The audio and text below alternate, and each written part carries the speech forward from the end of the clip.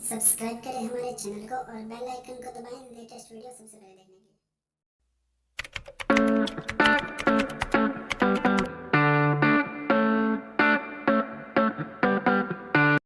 Hello friends, मेरा नाम है डाविन। आज किस वीडियो में आप सबका स्वागत करता हूँ। आज किस वीडियो का जो मेरा टॉपिक है वो है आपसे बात करना डेजिग्नेशन के ऊपर की।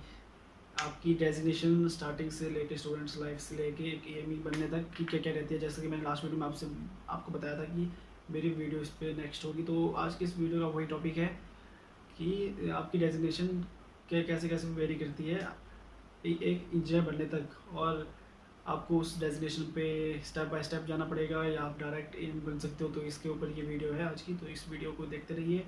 और अगर आपने मेरा चैनल सब्सक्राइब नहीं किया है तो सब्सक्राइब कीजिए और शेयर कीजिए और लाइक कीजिए इस वीडियो को। तो चलिए शुरू करते हैं।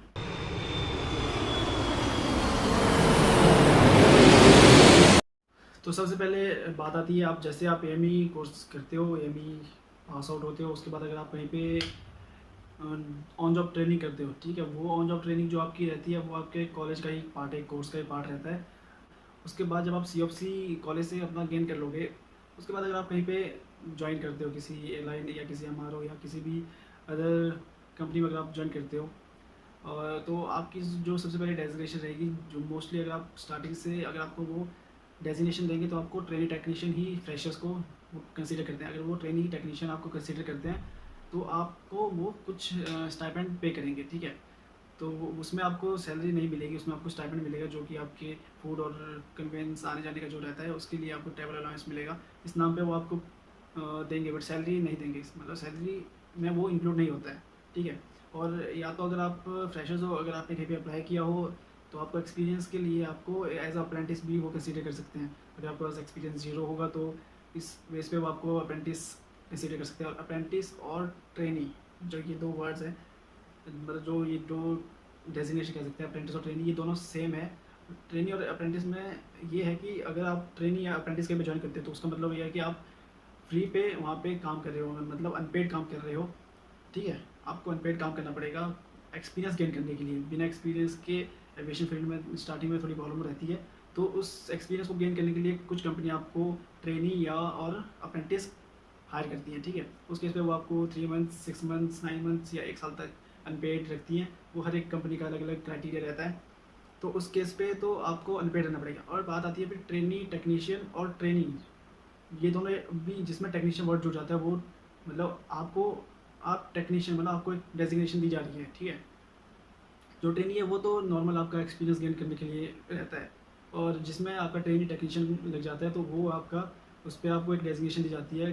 पर्टिकुलर टाइम पीरियड के लिए आपको कॉन्ट्रैक्ट पे रखा जाता है, मतलब आप टेम्प्रेरी स्टाफ पे कंसीडर किए जाते हो। तो उस केस पे आपको ट्रेनी टेक्नीशियन डेजिग्नेशन दी जाती है कंपनी के द्वारा, और उस पर टेक्नीशियन जब आप रहोगे ट्रेनी टेक्नीशियन, उस केस पे आपको स्टाइपेंड भी दिया जाएगा कंपनी की ओर से। ट्रेनी और अप्रेंटिस पीरियड पे कोई भी कुछ भी कंपनी पे नहीं करेगी आपके लिए, बट जब आप ट्रेनी टेक्नीशियन कहीं पे अपॉइंट होगे तो उस केस पे आपको कंपनी फूड या ट्रैवल अलाउंस पे करेगी, ठीक है।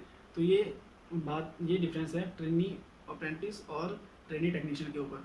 तो उसके बाद अगर आप ट्रेनी टेक्नीशियन कहीं पे रहते हो, उसके बाद अगर आप 6 मंथ्स के बाद प्रमोट होते हो तो आपको प्रमोशन मिलता है उसी कंपनी पे जूनियर टेक्नीशियन, ठीक है। अगर आप उसी कंपनी को, एक ही कंपनी को अगर आप मतलब कंटिन्यू कर रहे हो तो उस केस में आपकी प्रमोशन आफ्टर 6 मंथ्स या तो 9 मंथ्स या 1 ईयर के बाद आपकी प्रमोशन हो सकती है। वो डिपेंड करेगा वहाँ पे कब वैकेंसी आती है, कब उनको रिक्वायरमेंट है उस केस पे।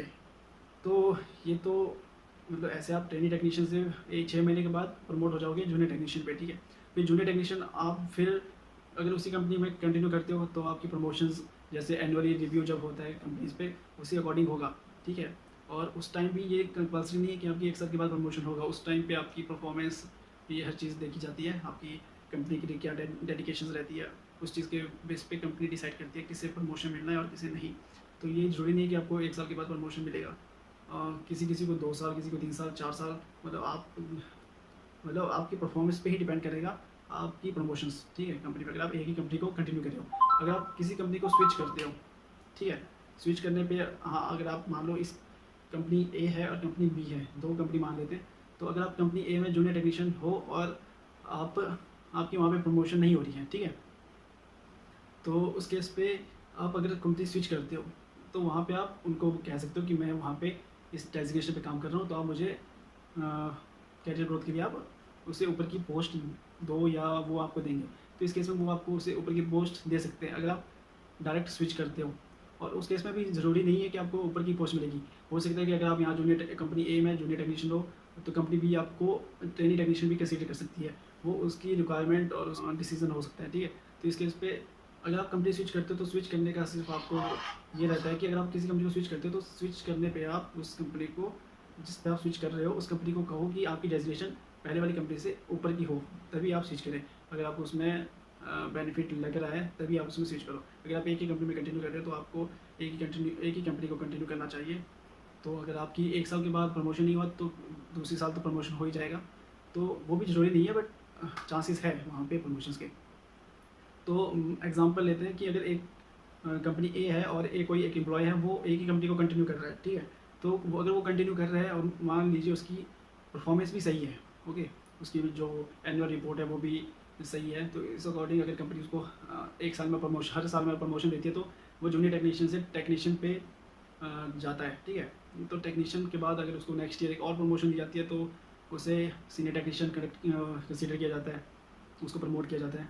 तो उसके बाद अगर उसके नेक्स्ट ईयर उसको कंपनी प्रमोशन देती है तो वो मास्टर टेक्नीशियन पे आता है।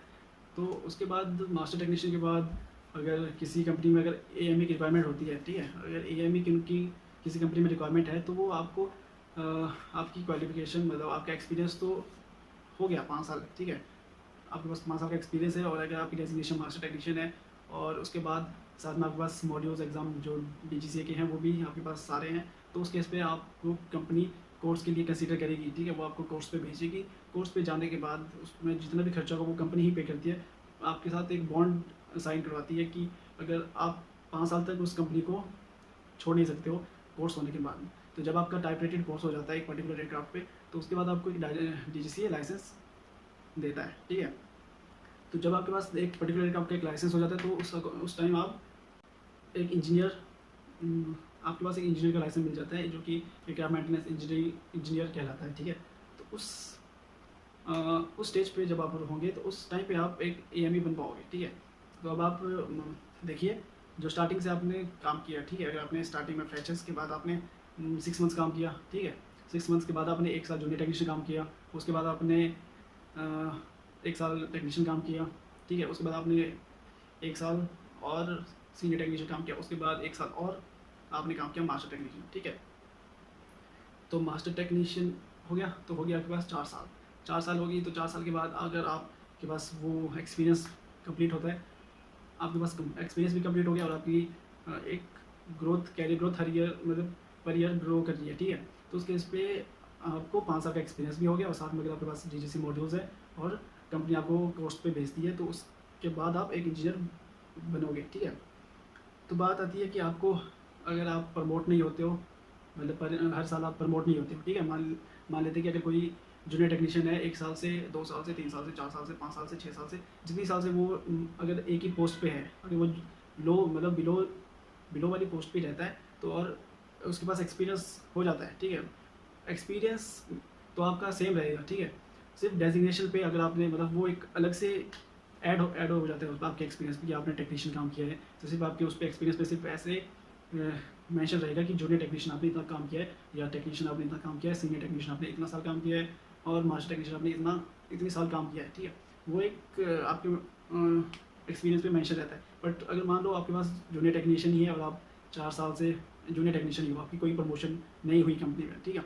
अगर उस कंपनी में अगर AME की रिक्वायरमेंट आती है मतलब कोर्स के लिए, अगर वैकेंसीज आती है या अदर कंपनी में अगर वैकेंसी आती है कोर्स के लिए, तो उस केस में आप एलिजिबल रहोगे, ठीक है। उस केस पे आपको कंपनी कोर्स करवा सकती है अगर आप जूनियर टेक्नीशियन भी हो, अगर आप क्योंकि कंपनी को पता है कि आपके पास 4 साल का एक्सपीरियंस है और उस केस में सिर्फ आपके पास मॉड्यूल एग्ज़ाम होनी चाहिए और एक्सपीरियंस तो आपके पास ऑलरेडी होगा, तो इस केस में आपको कंपनी फॉरवर्ड करेगी आपको टाइप रेटेड कोर्स के लिए। तो ये कहानी है। आप जरूरी नहीं कि आप आपकी प्रमोशंस AME तक होती रहनी चाहिए, आप डायरेक्ट सबसे कम पोस्ट से डायरेक्ट AME पे जा सकते हो। पर ये है कि आपको एक्सपीरियंस तो कंटिन्यू रखना पड़ेगा। अगर आपने फील्ड छोड़ दी और आपने फील्ड के छोड़ने के बाद आप सोचते हो कि मैं 4 साल बाद अगर आता हूँ तो एक्सपीरियंस तो आपके पास 0 होगा। हाँ, अगर आप कहीं से भी एक्सपीरियंस ले रहे हो मेंटेनेंस का तो उस केस पे आप एलिजिबल रहोगे 5 साल के बाद AME बनने के लिए, ठीक है। तो ये रही नॉर्मल। तो इसमें स्टेप बाय स्टेप मैंने बताया, सब मैं स्टेप में बता देता हूँ। स्टूडेंट, फिर ट्रेनी और अप्रेंटिस, उसके बाद ट्रेनी टेक्नीशियन, फिर जूनियर टेक्नीशियन, फिर टेक्नीशियन, फिर सीनियर टेक्नीशियन, फिर मास्टर टेक्नीशियन, फिर AME, ठीक है। फिर उसके ऊपर फर्दर रहती है वो मैनेजर्स, SIC, उसके ऊपर मैं फ्यूचर में एक और वीडियो बनाऊँगा। तो आई होप आपको ये डाउट्स क्लियर हो गए होंगे। तो थैंक्स फॉर वॉचिंग। इस वीडियो को शेयर कीजिए, लाइक कीजिए, और उम्मीद करता हूँ आपको थोड़ा बेसिक सा पता लग गया होगा, कुछ आइडिया तो मिल गया होगा। तो थैंक यू फॉर वॉचिंग।